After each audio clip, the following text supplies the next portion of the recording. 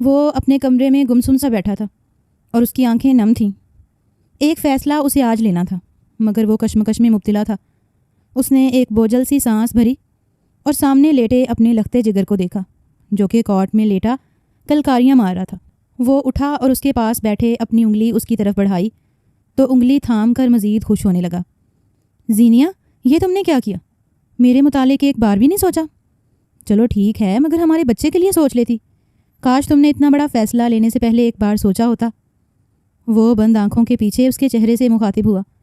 پھر وہ ننھے اذان کو گود میں اٹھائے باہر نکلا تو راشدہ بیگم جو صوفے پہ بیٹھی تسبیح کے دانے گرا رہی تھی، اسے آتا دیکھ کر اٹھ کر وہاں سے جانے لگی۔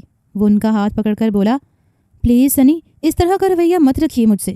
میں ٹوٹ چکا ہوں پہلے ہی بہت، اور اوپر سے آپ نے پچھلے 3 دن سے مجھ سے بات تک نہیں کی۔ آپ اچھی طرح جانتی ہیں کہ میرے لیے آپ کیا اہمیت رکھتی ہیں۔ میں اگر تمہارے لیے اہمیت رکھتی تو تم میری بات ضرور مانتے، مگر تمہارے لیے صرف وہی اہمیت رکھتی ہے جو تمہیں دھوکہ دے کر چلی گئی۔ تمہارے اندر کی غیرت مر گئی ہے کیا نوفل؟ مگر اس کے اندر کچھ اور ہی جنون تھا، اپنے خوابوں کو پورا کرنے کا۔ راشدہ بیگم نے تلخ لہجے میں کہا تو وہ لب بھینچ کر رہ گیا۔ آپ جو چاہتی ہیں وہ مجھے منظور ہے، وہ آہستہ سے بولا تو راشدہ بیگم واپس بیٹھ گئی۔ پکی بات ہے تو میں بات کروں رشتے والی سے؟ راشدہ نے ایکسائٹیڈ انداز میں پوچھا۔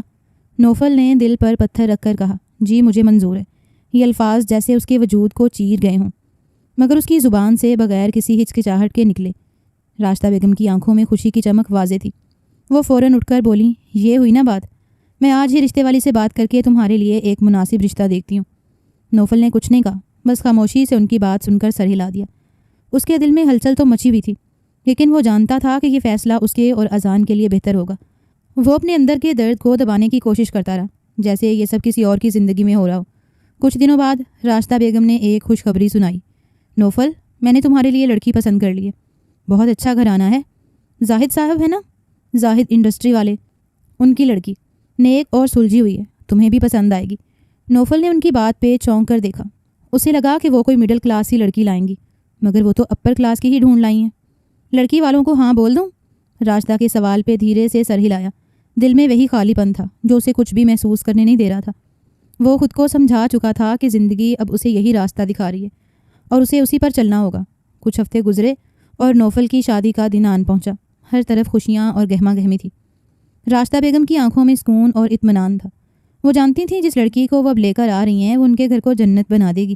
وہ حوریہ کو ملازمہ کے ساتھ کمرے میں بھیج کر خود نوافل ادا کرنے کے لیے چلی گئیں۔ وہ کمرے میں داخل ہوا تو کمرے میں موجود ہستی کو دیکھ کر اس کے اندر سے جیسے ابال سے اٹھنے لگے۔ دل میں عجیب سا محسوس ہو رہا تھا۔ وہ کپڑے چینج کرنے کے بعد اپنا سگریٹ گیس اٹھائے ٹیرس پہ آ کر کرسی پہ بیٹھ گیا۔ اسے اپنی پہلی شادی شدت سے یاد آ رہی تھی۔ راشدہ بیگم سے لڑ کر اس نے زینیا سے شادی کی تھی۔ اس کی محبت میں وہ ہر بات مانتا تھا۔ اللہ نے اسے ایک بیٹی سے نوازا تھا، مگر سر قبل وہ بدلنے لگی تھی۔ اس کے اندر شوبی سٹار بننے کا جنون پاگل پن تک پہنچ چکا تھا، اور اس نے جیسے ہی فیشن شو میں حصہ لیا تو وہ مس ورلڈ بن گئی۔ اور یہاں سے شہرت کا نشہ مزید چڑھا اور ہالی ووڈ سے اسے آفر ہوئی تو اس نے بنا اجازت کے قبول کر لی۔ اور انہی دنوں وہ 7 ماہ پریگننٹ تھی اور بیٹے کو جنم دیتے ہی وہ وہاں سے چلی گئی۔ مگر دونوں کے بیچ ابھی تک طلاق نہیں ہوئی تھی، لیکن راشدہ بیگم پچھلے کئی دنوں سے اسے شادی کرنے کے لیے مجبور کر رہی تھیں، مگر وہ اس کا اپنی آخری سانسوں تک انتظار کرنا چاہتا تھا۔ لیکن پھر راشدہ بیگم کی ناراضگی کی وجہ سے اس نے یہ شادی کر لی۔ مگر اب وہ دل ہی دل میں پچھتا رہا تھا اور سوچ رہا تھا کہ اگر وہ واپس پلٹی تو وہ اسے کیا جواب دے گا۔ وہ گمسم سا اسی کے متعلق سوچ رہا تھا کہ اچانک فون کی پیپ نے اس کے خیالوں کا سلسلہ توڑا۔ نوفل نے فون اٹھایا اور ایک نام سکرین پر چمک رہا تھا، زینیا۔ اس کی سانسیں رک سی گئیں۔ کیوں؟ اتنے مہینے بعد وہ کال کیوں کر رہی تھی؟ نوفل نے کچھ لمحوں تک فون کو دیکھا۔ دل اور دماغ میں ایک نئی جنگ چھڑ گئی۔ آخرکار اس نے کانپتے ہاتھوں سے کال ریسیو کی۔ ہیلو؟ نوفل کی آواز بے حد دھیمی اور شکستہ تھی۔ نوفل، تم مجھ سے مل سکتے ہو، کل یا پھر ابھی؟ زینیا کے لہجے میں ایک عجیب سا تاثر تھا، جس سے نوفل کو لگا کہ شاید وہ دوبارہ پلٹنے کا ارادہ کر رہی ہے۔ نوفل کا دل ایک لمحے کے لیے زور سے دھڑکا۔ مجھے ایڈریس سینڈ کرو، میں ابھی آ رہا ہوں، وہ جلدی سے بولا۔ لیکن زینیا نے کال کاٹ دی۔ نوفل تھوڑی دیر انتظار کرتا رہا اور پھر زینیا کی جانب سے ایڈریس کا میسیج آ گیا۔ وہ فوراً تیزی سے گھر سے باہر نکلنے لگا۔ اس کے ذہن میں سوالات کا طوفان تھا۔ آخر زینیا کیوں ملنا چاہتی ہے؟ کیا وہ واقعی واپس آنا چاہتی ہے؟ لیکن جیسے ہی وہ دروازے کی جانب بڑھا، حوریہ جو کب سے نوفل کا انتظار کر رہی تھی فوراً اس کے پیچھے لپکی۔ کدھر جا رہے ہیں آپ؟ حوریہ کا لہجہ خالص بیویوں جیسا تھا اور اس کا انداز ناراضگی ظاہر کر رہا تھا۔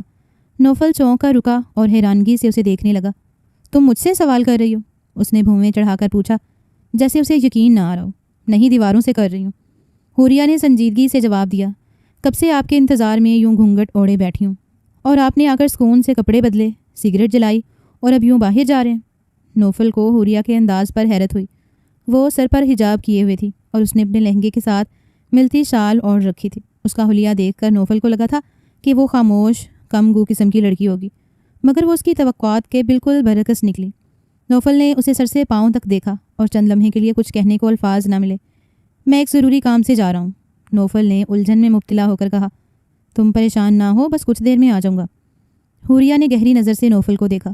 اس کی نظروں میں سوالات کی جھلک صاف دکھائی دے رہی تھی، لیکن وہ مزید کچھ بولی نہیں۔ نوفل بغیر کوئی اور وضاحت دیے تیزی سے باہر نکل گیا۔ گاڑی میں بیٹھ کر نوفل کا ذہن اب پھر سے زینیا کی طرف چلا گیا۔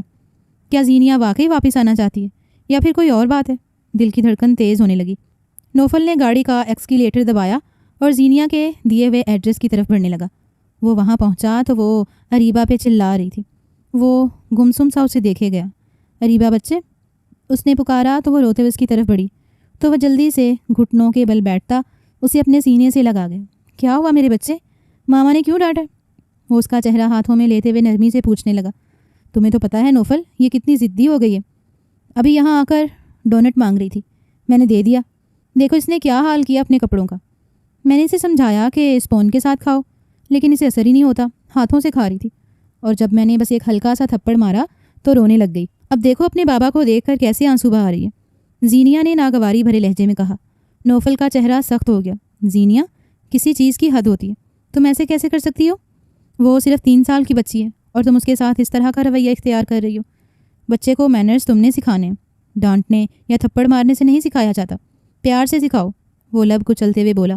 ہاں، تمہارے لیے کہنا آسان ہے نوفل، تمہیں پتہ ہے میں صبح لندن سے فلائٹ کروا کر یہاں آئی ہوں صرف اس لیے کہ یہ تم سے ملنا چاہتی تھی۔ اب میں بہت زیادہ تھک چکی ہوں اور یہ میرے سارے راستے میں رکاوٹ بن رہی ہے۔ تمہاری ماں نے بھی جانے سے پہلے اسے میرے ساتھ بھیج دیا تھا کہ میں اسے سنبھال نہیں سکتی، تو بہتر ہے کہ تم اپنی ماں سے کہو کہ اسے مینرز سکھائے، اور ہاں، دوسری شادی بھی کر لو، شاید کوئی اور مل جائے جو تمہیں اور تمہارے بچوں کو مینرز سکھا دے۔ زینیا تلخی سے بولتی ہوئی اپنا بیگ اٹھا کر کھڑی ہو گئی۔ کہاں جا رہی ہو؟ بیٹھو تو صحیح، نوفل نے جھنجھلا کر کہا۔ پلیز نوفل، بٹھا کر کیا کرو گے؟ اور ہاں، جلد از جلد طلاق کی بات کرو، میری اور اپنی جان چھڑواؤ، میں مزید اس رشتے میں خود کو نہیں باندھ سکتی۔ زینیا کے الفاظ نے جیسے نوفل کے دل پر چھریاں چلا دیں۔ لیکن تم نے کہا تھا کہ تم طلاق نہیں لینا چاہتی، بس کچھ عرصہ کیریئر بنانے کے بعد واپس آنا چاہتی ہو، پھر اب کیا ہوا؟ نوفل نے بے چینی سے پوچھا۔ ہاں، میں نے کہا تھا، کیونکہ اس وقت مجھے لگا کہ شاید موقع نہ ملے تو میں واپس تمہاری زندگی میں آ جاؤں، لیکن اب وہاں جا کر ایک کے بعد ایک پروجیکٹ مل رہا ہے اور سب سے بڑے میگا سٹار نے مجھے پرپوز کیا۔ نوفل، تمہیں اندازہ بھی نہیں ہے کہ اس سے شادی کر کے میں کہاں سے کہاں پہنچ سکتی ہوں۔ زینیا کی بات نے نوفل کے وجود کو جیسے ریزہ ریزہ کر دیا۔ وہ اسے دیکھتا رہا، بے بس اور دکھی، اور پھر زینیا اسے چھوڑ کر چلی گئی۔ نوفل نے ایک نظر اپنی ننھی اریبہ پر ڈالی، اسے گود میں اٹھایا اور بوجھل قدموں سے باہر نکل گیا۔ وہ گھر کس طرح پہنچا یہ وہی جانتا تھا۔ کمرے میں آ کر اس نے اریبہ کو اذان کے برابر لٹا دیا اور خود ٹیرس پر جا کر سگریٹ جلانے لگا۔ پوری رات وہ ٹیرس پر ہی گزارتا رہا، کسی کی طرح جو خود کو بھول چکا ہو۔ فجر کے وقت جب وہ اندر آیا تو حوریہ بھی بیدار ہو چکی تھی۔ اس کی نظر اذان کے ساتھ لیٹی بچی پر پڑی۔ یہ کون ہے؟ حوریہ نے حیرت سے پوچھا۔ یہ میری بیٹی اریبہ ہے، نوفل بوجھل لہجے میں بولا اور بیڈ پر لیٹ گیا۔ 1 منٹ، یہ تو اپنی ماں کے ساتھ لندن میں نہیں تھی، پھر یہ یہاں کیا کر رہی ہے؟ حوریہ نے سادہ سے لہجے میں سوال کیا۔ نوفل کا چہرہ غصے سے سرخ ہو گیا۔ تم کون ہوتی ہو مجھ سے یہ سوال کرنے والی؟ وہ میری بیٹی ہے، وہ جہاں چاہے رہے اور جو چاہے کھائے، وہ اپنے باپ کا دیا ہوا کھائے گی۔ اگر تمہیں اس کی موجودگی سے تکلیف ہے تو بہتر ہے چپ رہو، نوفل غصے سے چلاتے ہوئے بولا۔ حوریہ کا چہرہ فک ہو گیا۔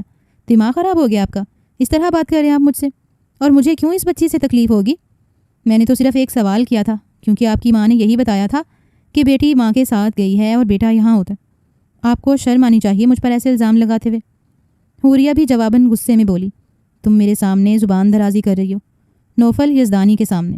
نوفل نے اس کے قریب آتے ہوئے اس کے جبڑوں کو سختی سے پینچتے ہوئے گھررا کر کہا۔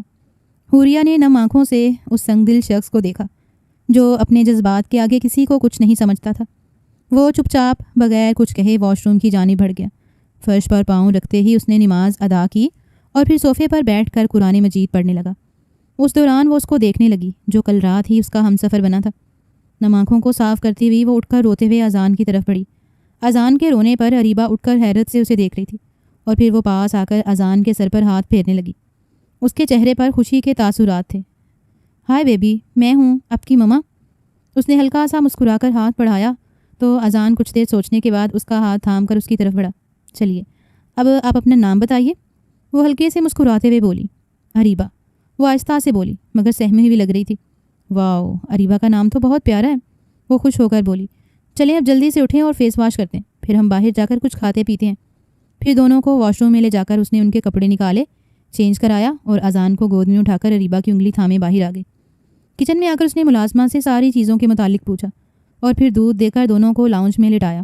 کچھ دیر بعد دلیا بنا کر وہ ان کے ساتھ کھیلنے لگی اور اریبہ دھیرے دھیرے اس سے فری ہو چکی تھی۔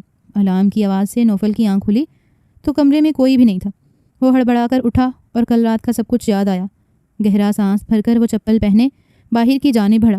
جیسے ہی وہ سیڑھیاں اتر کر لاؤنج میں آیا، آگے کا منظر دیکھ کر حیران رہ گیا۔ اس کے دونوں بچے حوریہ کے ساتھ ہنس کھیل رہے تھے۔ اریبہ کو وہ اس سے پہلے اتنا خوش نہیں دیکھ چکا تھا۔ وہ اپنی حیرانی پر قابو پاتے ہوئے ان کی طرف بڑھا اور اریبہ جیسے ہی اسے دیکھتی فوراً اس کی گود میں چڑھ گئی۔ وہ چپ چاپ اریبہ کی باتیں سن رہا تھا اور ساتھ ساتھ کچھ سوچ بھی رہا تھا۔ پھر شام کو ولیمہ تھا اور وہ تو چاہتا ہی نہیں تھا کہ یہ ولیمہ ہو، مگر راشدہ بیگم نے اس کی ایک نہ